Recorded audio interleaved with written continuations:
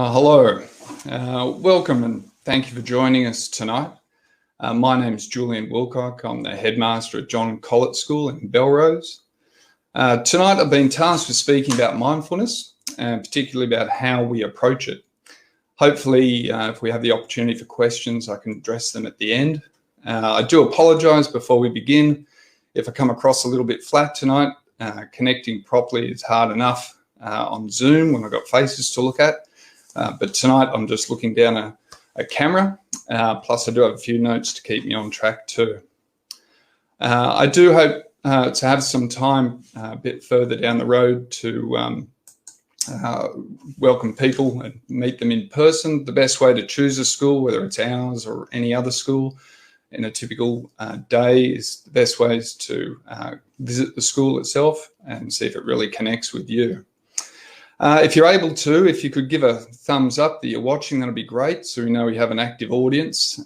Also, if when I'm speaking tonight, if I touch on any areas of interest that you feel you might want addressed in the future, you can pop in topic suggestion, and if we have enough interest, happy to offer another session sometime in the future as well. I do have a colleague here who will be keeping an eye on any questions relevant to mindfulness tonight. She'll pass them to me at the end, and hopefully we'll have time for a bit of feedback. While we're waiting for a few more people to join us, I can give you a bit of a background on our school. We are a standalone primary school with no affiliation to any local preschool or high school. Established in 1985. Currently, we have just over 240 students attending, 2 classes per year level, running from lower first, that's kindergarten for us, through to year 6. That's 14 classes in total. It gives us about an average of about 17 to 18 students per class. I think 19 is our biggest class at the moment. We can go to a max of 24. Our children do stay with the same teacher and class through infants, which is 3 years, and previous years they then go on to stay with the same class and teacher through primary for 4 years. We are changing that next year to 2 years and 2 years, so they'll have the same teacher for 3rd and 4th class, have another teacher for 5 and 6. We just think we believe this really does help with the consistency for children. We enjoy a low turnover of staff, some of whom are still with us since the beginning, from when the school started, and some who are former students of our school. My predecessor, Gilbert Main, was headmaster for almost 30 years. I've got a while to catch up. This is only my 6th year. I was originally from the Northern Beaches, having grown up in Warriewood. And most recently, before John Colet School, I was in Singapore for 5 years, Dubai for 10 years, leading international schools. When looking for the right school to return to, I was particularly looking for the diversity myself and my family enjoyed when we were overseas, as well as a school that connected with the whole child and my personal philosophy. And I feel pretty fortunate to have found the right place. So I think we can start now, and to do so, I'll start in the same manner that we do with all activities that we have at John Colet School, with what we call a pause. Now, we pause with the children and staff many times a day. It brings us into the present, connecting to the senses, and simply being aware of your surroundings. You're more than welcome to join me when we pause. I'll give you an example now.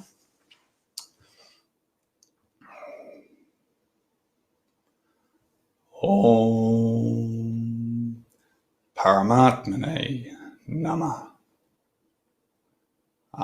Ta. So that is a Sanskrit phrase which means a bow to the true self or your best self. I'll explain soon how we incorporate the pause in our daily activities. So again, welcome everyone. Tonight I've been tasked with speaking about mindfulness, and particularly about how we approach it at John Colet School. In essence, mindfulness is simply the practice of purposely bringing oneself's attention into the present moment. It's been wonderful to see the rise of mindfulness, both in education and business over the years. and in home life too. The approaches that I'll be speaking tonight about we've been using since the school's very beginning, over 35 years ago. The proof of the impact is visible in all aspects of our school. So maybe a bit of background on mindful, just briefly. There's many research studies that have shown that mindfulness training for children enhances a number of abilities. One, to regulate emotions, not react, but respond to challenging situations, being more calm, thoughtful in their responses, maintaining emotional balance, but also not suppressing emotions. Another reason is giving attention and sustain attention on tasks or activities, including tasks that are challenging or difficult. This is known as self-regulation, being aware of the needs of others in situations, showing empathy, care, thoughtfulness in meeting the needs of others. That includes peers, teachers, students, parents. They are generally referred to as pro-social behaviours. And another benefit in the research of mindfulness is acting in line with their values. This relates to emotional regulation, but it's the ability not just to step back from strong emotions, but also the ability to think about what their values, principles are in a situation and act in line with those. So I'll now share how we approach mindfulness through our school. So firstly, where I started with tonight, which is our pause. Whenever the children move from one activity to another, they'll take a moment to pause. For our lower first students, this might be between 5 to 10 seconds. As the children become more mature, they can move from 5 to 20 seconds. The actual time can change depending on the class's movement or agitation or activity they're just about to be involved in. But it's not meant to be overly long. It doesn't necessarily take too much time out of the day. But to begin with, to begin an activity, they'll all stop together, close their eyes and say, as I did before, Om Paramatmane Namah. And they'll start the activity by saying Ata after that. And then when they finish an activity, they'll say Om Paramatmane Namah Iti. And that's to finish. And again, that's a Sanskrit phrase, just meaning a bow to their best self or true self. So they'll do this at the start of the day, when beginning and finishing a particular subject like maths, English, sport, music. Even in our lunchroom, we put on lunch for the students. So they'll pause before, pause after. We also pause as a whole school a number of times. Even at big events like athletics carnivals, having 240 students pause at the same time is truly amazing. So in any one day, the children would pause up to 8, 10, 12, 14 times, depending on the activities of the day. So why do we pause? Well, it helps close the activity in their minds of what they were just doing and give their full attention to what is to come. So what we do with our students, we also practice with our staff. So in the mornings, I meet with the staff at 8 a.m. We'll all pause together. I'll stop thinking about the traffic I was just going through or the emails I have to get to. I'm present there with the staff. And likewise, when we have meetings with staff throughout the day, we'll pause before and after. So the practices that we use with the children at school, we also use with the adults. And it sets the tone right across the school. Our minds continually want to move from one thought to the next, snowballing from one idea to another, usually just touching on the surface, but always active. So a moment's silence can often bring this to an end, allowing a person to connect with their senses, stop the spiral of thoughts, give full attention to what is in front of them. Whether this is listening to instructions, beginning a new piece of work, or just being aware of your surroundings or calming down from some point of agitation. You don't have to have a reason to pause. It's a great tool. Some of the comments our students have made about what pausing means to them, and we do talk about it with the children, so they're aware of the reasons that we pause, and we get feedback about how it's working for them. Some have said it's like emptying a bath, just clearing out. Some say it's like starting a fresh piece of paper, or like fog or clouds moving away. One of the things we do talk to the children when they do pause, because we do talk to them about it being a moment of stillness, is it doesn't require effort. If I say to you now, don't think of a BMW car, it's very hard not to think of a BMW car. You can't force yourself not to think. So it is quite a difficult thing for children. But we do quite a few exercises where when they're pausing, you can imagine the thought just being a cloud or something that's you're just letting pass, you're not holding on to. So it's actually a time to relax rather than put effort into the actual activity. But you do see the difference between children who have been doing this for many years and those who might be coming new to it too. So the second aspect of mindfulness that I'd like to share this evening is being aware of ourself and others. So as a multi-faith school, we have weekly philosophy lessons. These lessons centre on how to live a full and happy life rather than the meaning of life. Lessons look at many traditions, stories, legends, with a real focus on self-knowledge, empathy, acting for the benefit of all. Some examples of what they might do in philosophy lessons could include an exercise, what we call the Golden Rule, that you've probably heard of before, which is do unto others as you would have them do unto you, and do not do unto others what you would not have them do to you. This can be found many forms in many different traditions, the Bible, Quran, Mahabharata, many non-religious texts and traditions throughout the world. It encourages children to look beyond their own happiness to those of their friends, ever widening, so their friends, their school, their country, their world, that our actions are actually to the benefit of all. Another example would be listening activities. So the greatest respect we can give to someone, this is one of the activities with the children, is are they actively listening? So when somebody's speaking, are you already thinking about what you're going to chip in and say? It's very hard to actually listen to somebody, and quite often when you're listening to someone, it's not all just the words, it's the expression, it's the tone, what they're doing with their body. So to listen to somebody with real attention and focus in a mindful way is quite a powerful thing for children to have a think about. And it's a good exercise for grown-ups as well. Are you really listening? Another example from philosophy lessons could be discussing different stories or scenarios with the question, what would a wise person do? I'm a firm believer that if given space, children do know what is a good decision as opposed to a bad one. But quite often they're learning all these things at the same for the first time. They're acting on impulse. They've got high emotions.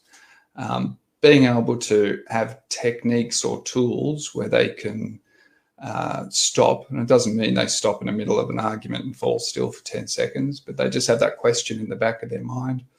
What would a wise person do in that situation? So for children, even identifying what that wise person, who that wise person would be. Maybe it's a world leader, maybe it's their mum or their dad or their bigger brother or teacher. It's one of many tools that we use to give the children a little bit of space between where they are emotionally and the decisions or actions they're just about to take. Another example could be service. This is one of my favourite ones. This one is particularly popular with our parents as well. So with service, quite often we look, when we do something for somebody else, that there has to be a thanks afterwards. For example, for you, maybe you've let someone in traffic and you don't get the wave behind. You're not getting that recognition. For the children, what we talk about is, could you do something either at school or at home in the service of somebody else without necessarily getting thanked for it? Everyone wants to get thanked, but true service shouldn't have that thanks as a necessary part for doing it. So that could be, if they're walking through the school and they see a bit of rubbish, picking it up, putting it in the rubbish bin, even though no one's seeing them. Or at home, it might mean cleaning up after themselves, or it might be, the great case scenarios, cleaning up after somebody else at home. But it's that idea of service doesn't necessarily, it's not a transaction or a payment. It's the right thing to do. So these are sort of conversations that we'll have with children in our philosophy lessons.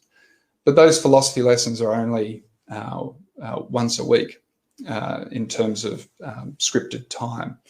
What we do have is conversations throughout the classes, often referring to different elements of philosophy or to our values that we have at the school. So we've got 5 values: stillness, truthfulness, courage, service, respect. So there's 5 values. The stillness one that I was talking about, let's say with the pause, that's like the common thread that runs throughout the year. So we look at that value consistently every day, as I said, many times a day. The other 4 values, we tend to focus on one value each term. So at the moment, we are focusing on the value of respect. Now, respect can be respect for the environment. And the environment can be the environment of your classroom, the lunchroom, can be the environment at home. We also talk about respect for the work. The greatest respect you can do for your own work is giving it your best effort.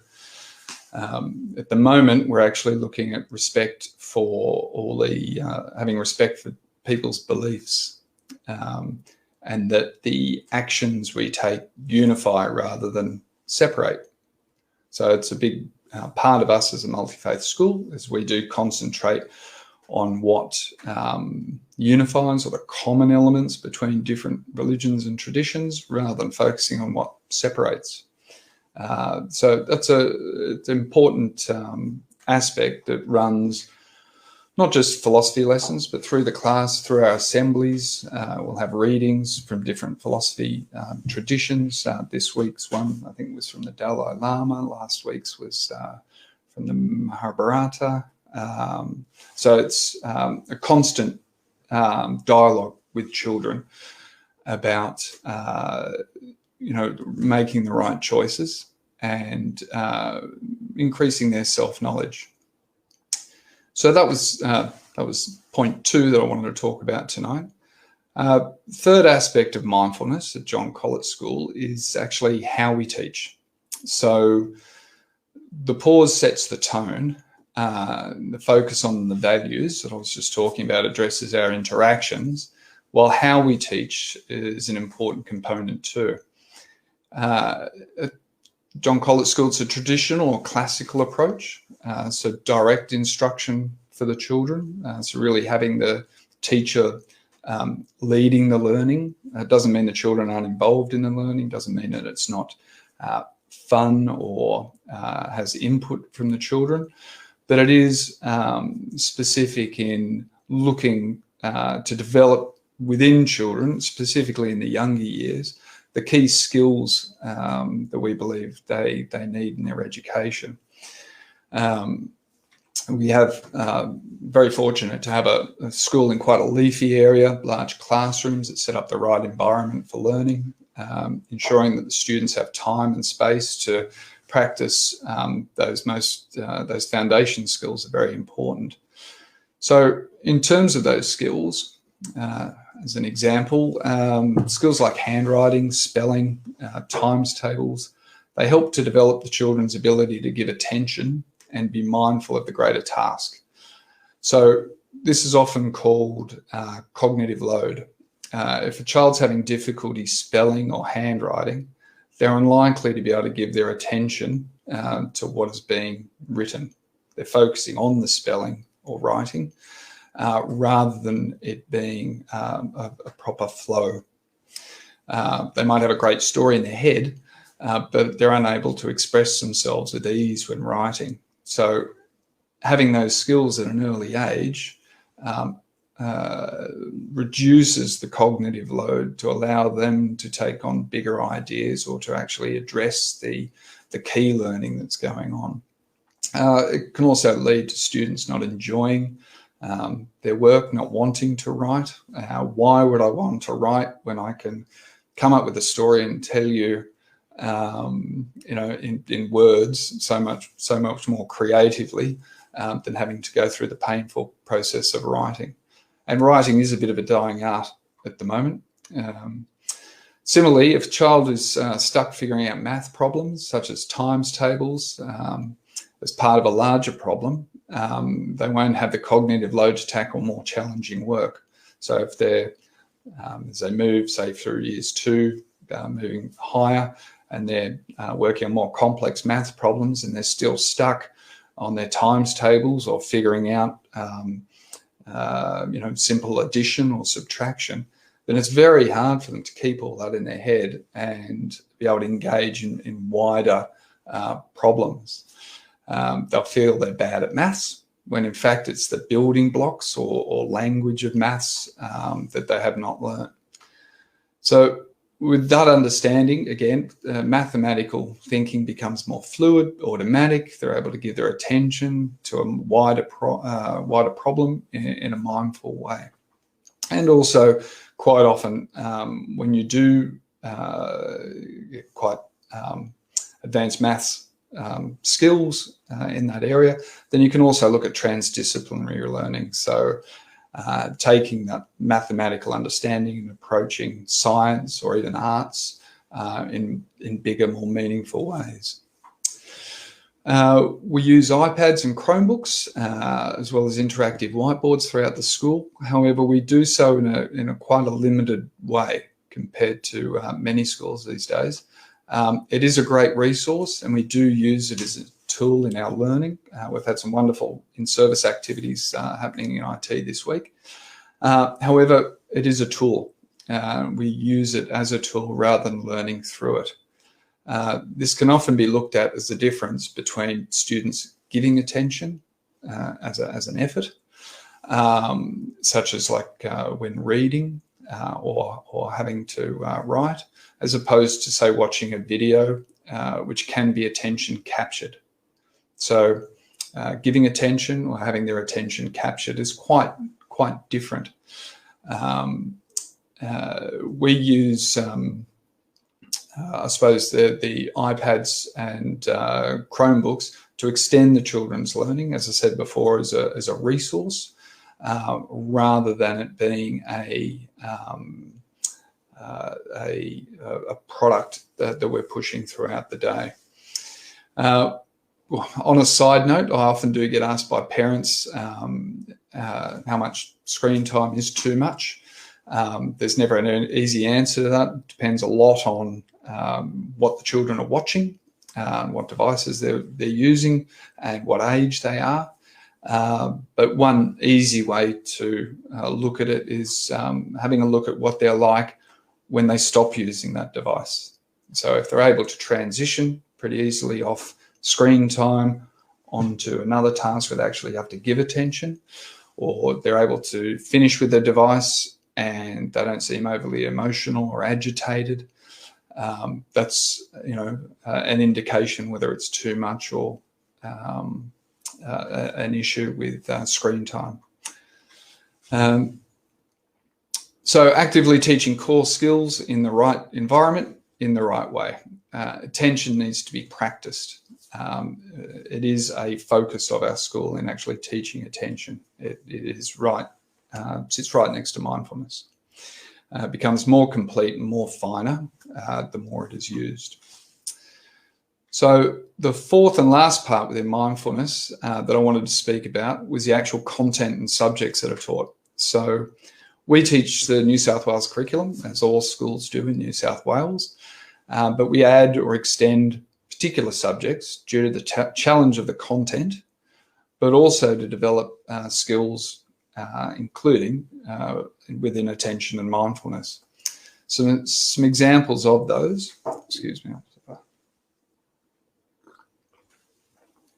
So all students from lower first, kindy, up through year 6, they have regular choir sessions. Learning how to sing, like public speaking, does build confidence, helps to emotionally connect with whatever you're singing and also with the people you're singing with, especially if you're in a choir.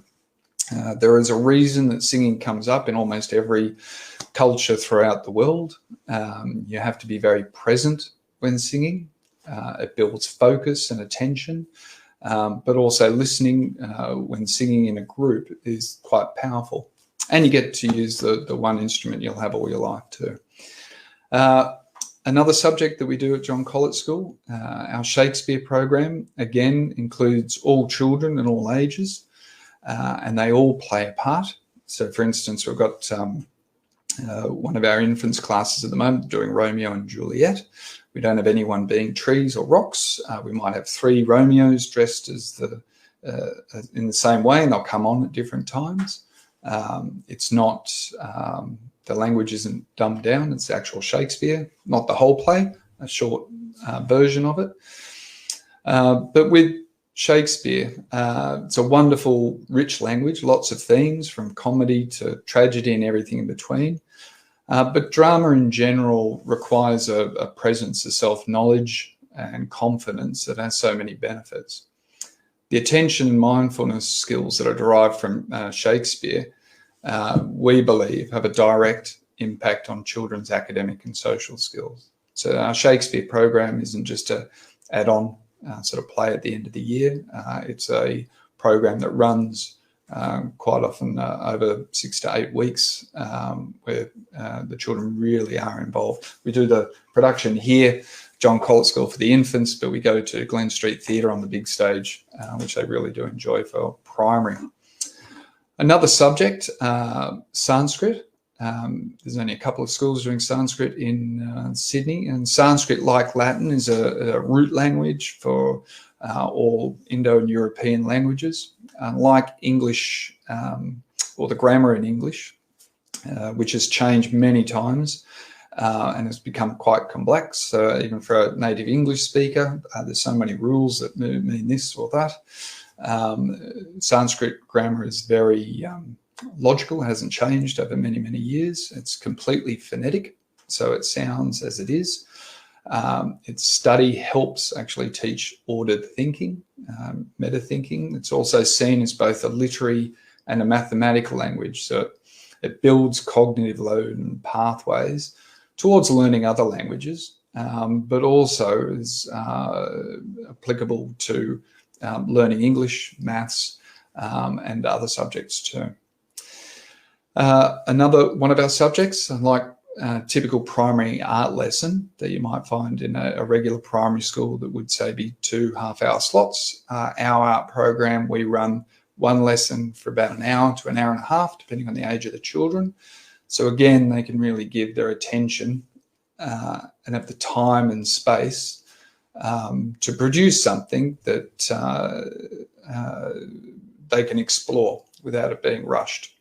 A lot of the projects that they will do won't be just one lesson. It might be broken up to a number of small projects, but they'll be working on it over, say, a month or 6 weeks, so that what they produce is actually something that they can really go that last inch and bring it up to a work that perhaps they didn't think they were capable of before, that they can be proud of. We also have optional activities that also facilitate skills in attention and mindfulness, like Latin, chess, which is a great one. You've got to be giving attention if you're going to be moving 3 to 4 steps ahead all the time. Needlework, fencing, debating, all of those sort of things really do help children with different skills within attention and mindfulness. So our aim is that the content that we actually teach is of a rich nature. In short, if you put average material in front of a child, that's what they'll learn. If you're putting richer, higher quality material in front of them, that's what they'll rise to. So for primary children, the end result is certainly in terms of subjects, is we want them coming to the end of year 6 not thinking, oh, I'm not good at art, or I'm not good at maths, or I'm not good at singing. They've got a long journey after primary with a lot of different challenges in high school. So it's great if we can have all those sort of options open, that they can see that they can access all subjects as well. So just to quickly recap on the 4 main points tonight and how we approach mindfulness, if you missed the start or any of the parts. The importance of regular pausing. For us, it's 5 to 10 seconds at the start of each activity, where they have a moment of silence, helps quiet the mind, close the activity of what they were just doing, thinking, and give their full attention to what is about to come. My second point was just having opportunities for discussion. Young children can actually handle some quite complex ideas, and they love thinking about bigger ideas. And discussions on, which involve a sort of multi-faith, inclusive perspective, really do create a learning environment where students, I believe, feel like they can be themselves as well. And I finished with some of the subjects we offer that we believe play a large role, in mindfulness as well, about what you're actually learning. So I hope those 4 elements give you an idea of the importance of mindfulness as we see it at John Colet School. I know a lot of schools treat it in a different way, and they're all valid. I can assure you, though, that I'm not promising that all children leave John Colet School serene, enlightened beings. However, I do believe that they have a love of learning, strong knowledge in themselves and their place in the world. Thanks. Before they head into high school and all the challenges that lay ahead in their teenage years.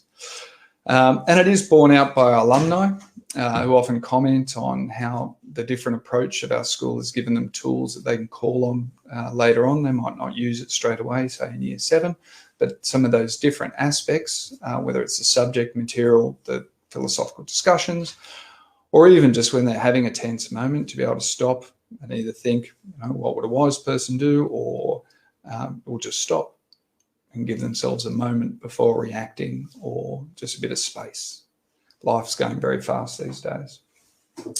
So if you'd like to find out more, you can visit our website, Instagram, Facebook pages. We have an open day coming up this Sunday, actually. Keeping our fingers crossed for the weather. Keeps changing, but it's looking like at the moment like a sunny day. If you'd like to see, or if you'd like to see the school in normal operations, which I do encourage, because the students are the best example of our school, you can also book a tour. So to conclude my presentation part of the program, I will pause as I did at the beginning in case you missed it, and after which I'm happy to answer some questions that have come through. It's been passed to me. I'll prioritise those that are directly relevant to our topic tonight, because education is a very wide field, and our topic tonight being mindfulness, but more than happy to answer questions that are open day on Sunday, or if you come on a tour. For many of you, it's the first time you're moving, well, maybe the second time you're moving into primary school, this time as a parent though. So questions. How do your children comprehend the complexity of a Shakespeare play? Well, that's a good question. Not so much on the mindfulness side, but I didn't have any other questions that have come up on mindfulness, so I can touch on this one before closing tonight. Shakespeare is both simple and very complex. The reason I believe that Shakespeare's continued and continues to be such a strong tradition and used throughout schooling these days, or in society. There's always a Shakespeare play running in Sydney. Those values are quite simple. The sort of themes that they're tackling are everyday themes that can be applied to life now. So the beauty of Shakespeare is you can hit on quite surface areas, or you can delve quite deeply. We like it for that reason. We like it for the complexity of language, a lot like Sanskrit or Latin. You can take a Shakespeare line and you can delve right down into more complex areas, or you can keep it quite simple. It's got all the, I was talking to some Year 6 students today who are going to be looking at Macbeth at the end of the year. They're excited just as much about the war scenes as one of the children was interested in, what it meant to be thinking one way at the start of the play, which, if you've seen Macbeth, and to have situations happen to you so you feel like a totally different person somewhere down the track. So they're quite complex areas to be talking with the children with. So we obviously take quite a different look at it in different ways from lower first than we do from Year 6, but there's something in there for everyone. And it is one of the most popular things when I talk to alumni that return to the school about what they missed. Shakespeare comes right up there. And to be honest with you, many of them will go into high school. They won't get a chance to be part of drama until maybe Year 10. And even then, by then, they're probably too scared to get up on stage again. So it is a great opportunity for them. Okay, got one more question, and then I'll close for the evening, unless another one comes up. Mindfulness hasn't been part of my 10-year-old's life so far. How would I introduce mindfulness now, as opposed to when they were in infant school? It's hard to set them to focus on anything I ask. Well, I've got teenage children, so I know what you mean there. Although yours is your child's 10 years old. Look, it's never too late. We have many parents who come in and look, want to learn more about mindfulness as well. There's lots of different ways of approaching it. It can feel quite unnatural for a child just to stop and be still. If you're doing it just once a week, some mindfulness programs are just like a 5-minute pause once a week. That can work for some children. For others, doing it regularly can really help them. Sometimes it's just when they're agitated, they're saying, and they can come up with their own phrase. It doesn't have to be Om Paramatmane Namah. They might have their own little phrase that they say in your head. And some of our children do use a little phrase when they pause, because quite often when you're being still, a thought will come into your head. So let's say I say, I'll try and quiet my mind, and suddenly I remember somebody who was driving on the road in front of me, had a BMW car.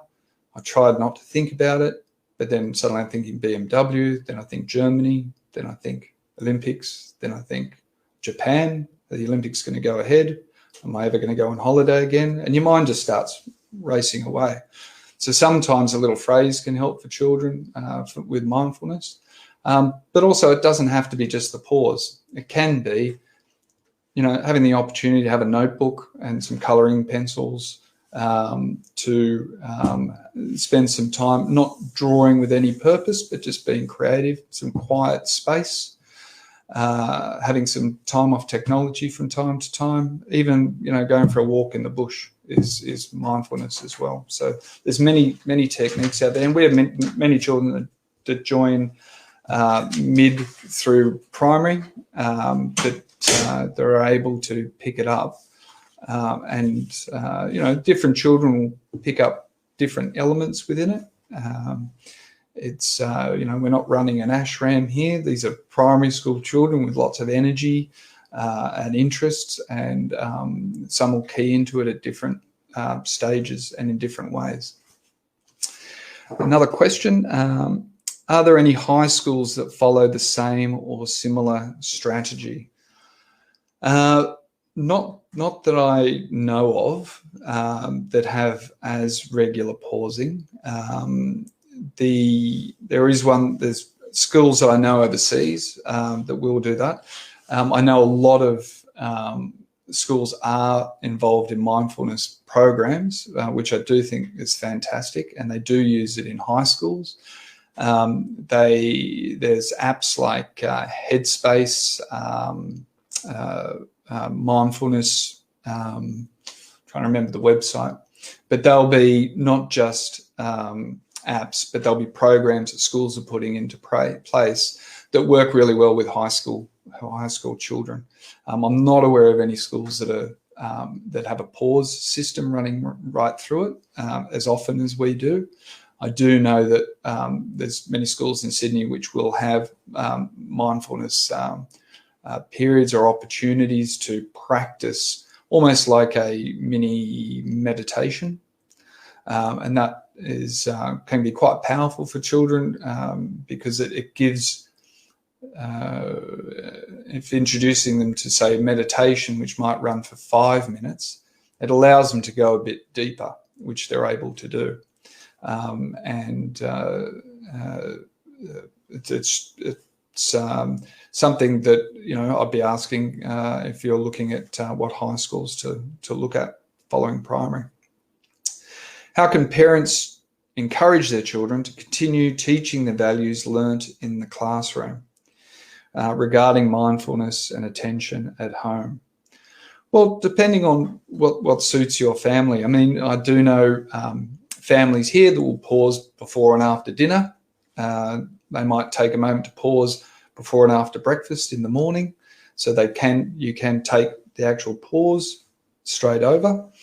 I do know that I was talking before about, we're looking at the value of respect at the moment, and both our teachers in their weekly newsletter, but also my newsletter that I send out to the community, I talk about what the value is that we're looking at the moment. So I mentioned we're looking at respect at the moment, and it was on the respect of everyone's beliefs, and that looking at actually our actions, and do our actions bring us together, or do they unify, or do they separate?